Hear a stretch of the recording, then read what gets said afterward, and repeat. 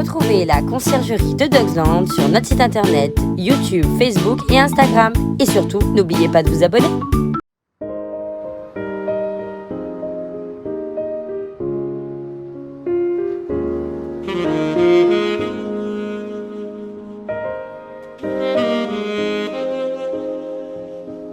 Céline. Bonjour. Alors, du coup, je vous présente Céline, la maison SPA. Enchantée.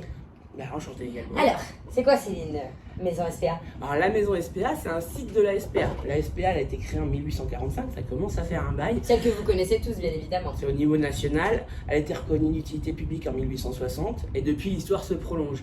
Et il y a quelques années, ils ont décidé de faire des maisons SPA. Ce sont des sites du coup qui sont là pour faire de l'information et de la sensibilisation du public. Un petit peu plus proche de la population. Exactement, on est au centre des grandes villes et ça permet de faire de la sensibilisation du public. On est des points d'information également. Les gens, quand ils ont une question qui est en lien avec la protection animale ou le bien-être animal, ils viennent vers nous pour poser des questions. Donc la maison SPA, c'est 74 rue de France. Vous pouvez venir les voir et les aider, bien évidemment. Alors la conciergerie de Dogsland a choisi Céline, parce qu'elle fait un travail super, vraiment extraordinaire, avec chat, chien.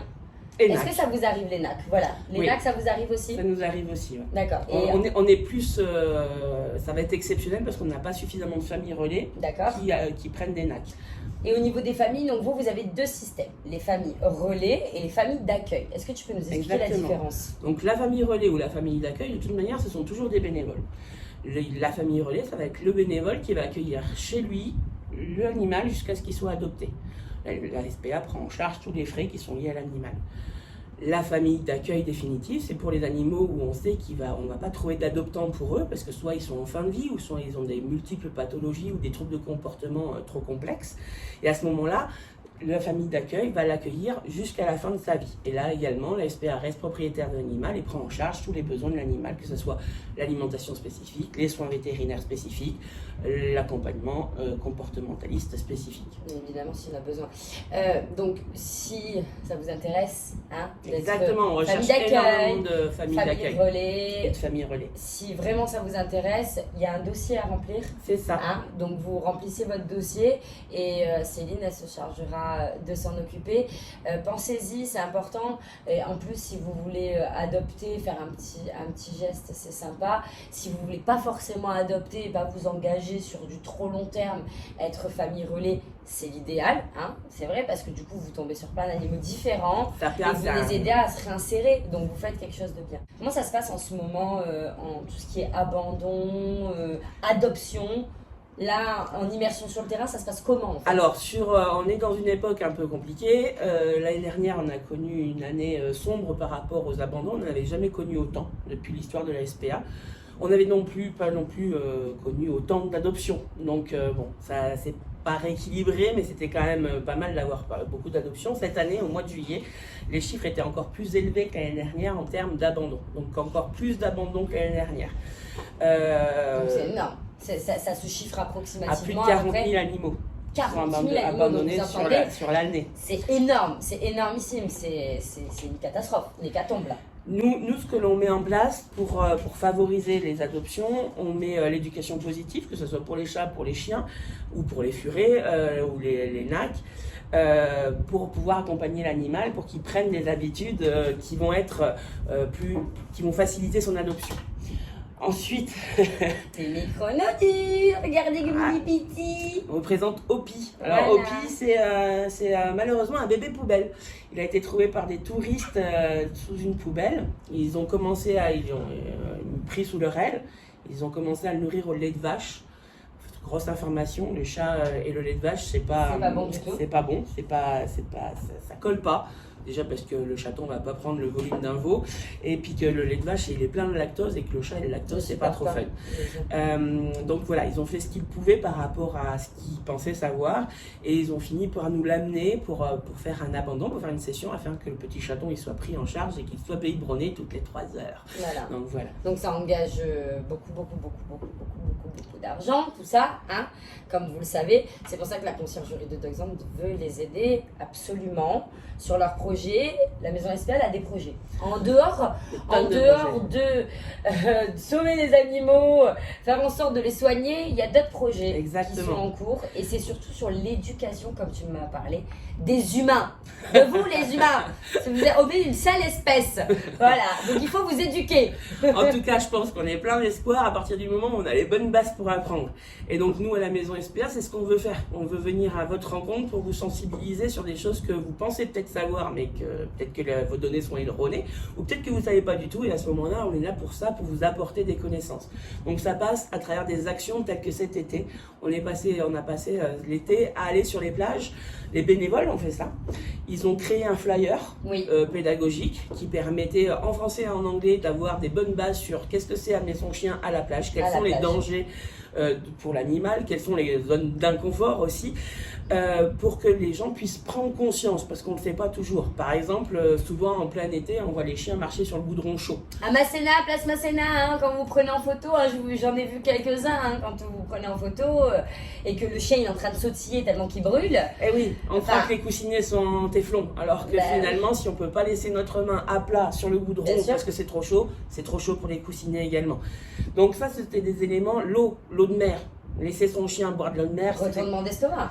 Et même en fait, intoxication. Il va y avoir exactement une intoxication qui fait qu'il y a un échange d'ions dans le corps qui est catastrophique. Donc au mieux des diarrhées, au pire la mort. Bien sûr. Donc ça, ce sont des choses qu'on ne sait pas forcément. Et donc les bénévoles ont été sur la plage et ils ont été à la rencontre des gens. Donc d'une part, ils ont valorisé les gens qui sont partis en vacances avec leurs chiens. Bah tiens, comment vous avez fait? Qu'est-ce qui a été les trucs faciles à mettre en place? Qu'est-ce qui a été compliqué? Est-ce que vous avez des conseils à donner aux autres? Les particuliers peuvent aider les autres particuliers parce qu'il y en a certains, qui font très bien quand même. Mes clients, ils sont bien. Mes clients, ils sont bien. Il y a plein de gens qui prennent conscience qu'il faut aller chercher de l'information, qui sont ouverts justement à ça.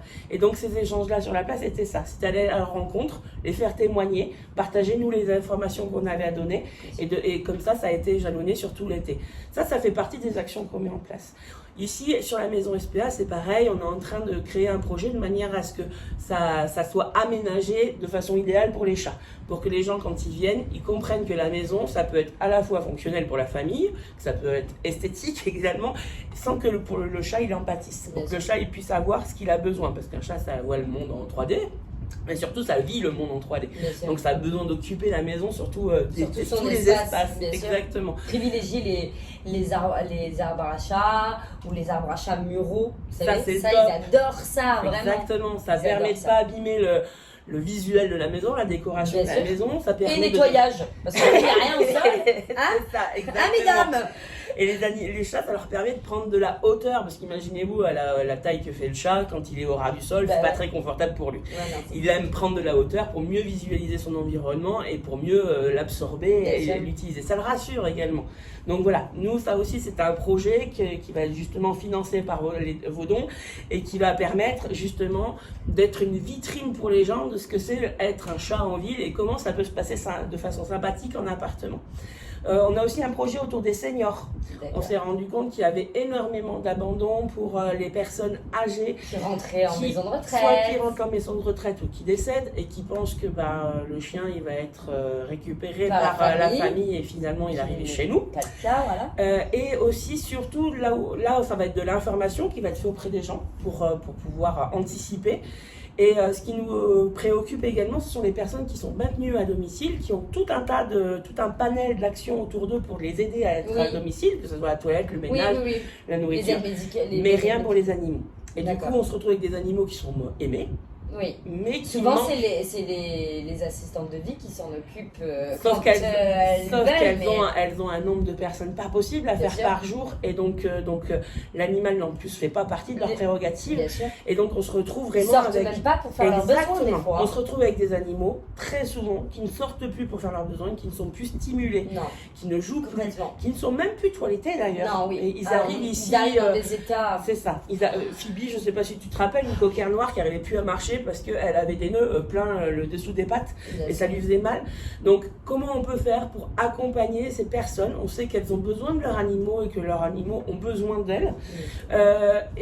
Comment on peut faire pour mettre en place des actions qui permettent à ces personnes d'avoir leur animal à côté d'elles et que ça se passe bien pour l'animal. Et ça, c'est une certaine logistique et pour ça, il faut de l'argent. Malheureusement, l'argent, c'est le nerf de la guerre. Moi, je vous cache rien.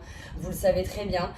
C'est l'argent qu'il faut pour amener à une opération, sauver un animal. C'est toujours l'argent, le nerf de la guerre. Bon. L'argent et le temps. Et le temps, surtout. Parce qu'on a besoin également, à travers cette action, à travers les dons que vous faites, c'est de l'argent et c'est aussi de la communication. C'est communiquer sur les gens de Nice pour dire on a besoin de votre temps, on a besoin de votre énergie, on a besoin de bénévoles.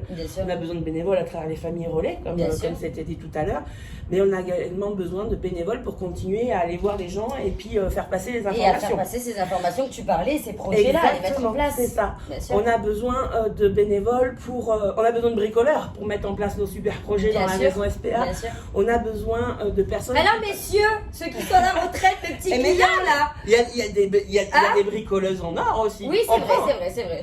Bon alors mesdames, messieurs qui sont à la retraite, si vous voulez venir avec votre petite boîte à outils, vous êtes les bienvenus. Exactement. On a besoin de techniques, on a besoin de personnes équipées et on a besoin d'imagination et de volonté de créer des nouvelles choses parce qu'ici on a plein de projets.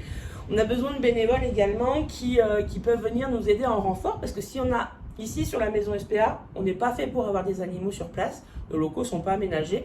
Il n'y a qu'à voir juste derrière. Ça, c'est un super bowling pour les chats. Voilà. Mais on accueille quand même entre 1 et 3 chats maximum s'ils viennent du même endroit. Mais voilà, c'est exceptionnel et c'est quand nous avons suffisamment de bénévoles pour couvrir les gardes du week-end. Et oui, bien sûr. Nous sommes fermés dimanche et lundi. Pour faire les relais. Exactement. Le dimanche et lundi, nous, ce qu'on demande, c'est qu'il y ait au minimum 6 heures de présence dans la journée. Et oui, bien sûr. Donc on a 3 bénévoles par jour qui vont se succéder pour venir passer du temps avec nos chats. Pour venir passer du temps avec nos animaux. Donc ça aussi, on a besoin d'énergie pour pouvoir venir ici les jours de fermeture, donc le dimanche et le lundi.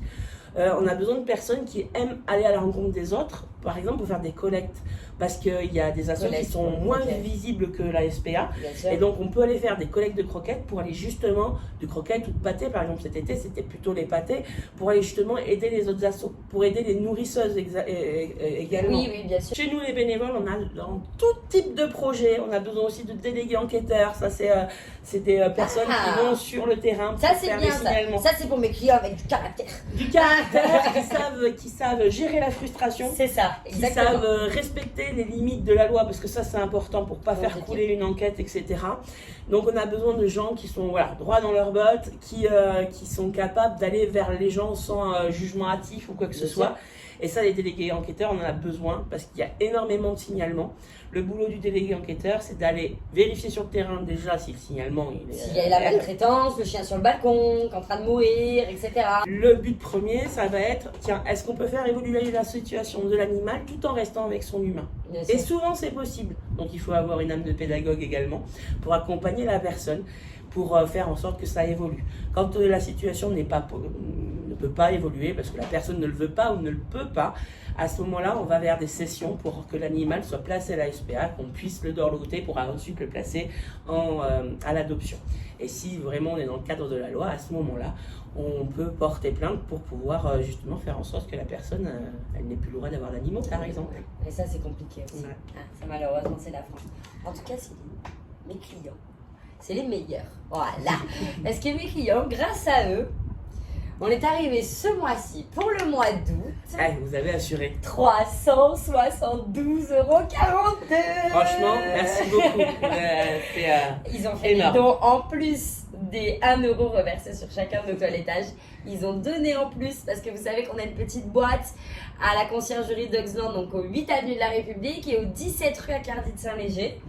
Et je suis trop contente parce que génial. Ça évolue de mois en mois, d'être de plus en plus. Ils se responsabilisent, ils ont compris les actions qu'on allait faire avec vous tous. Donc l'association Rien que pour eux, l'ARPA et bienvenue à la maison SPA. Voilà, je suis super contente. Merci à tous et puis merci pour ce super projet que tu mènes.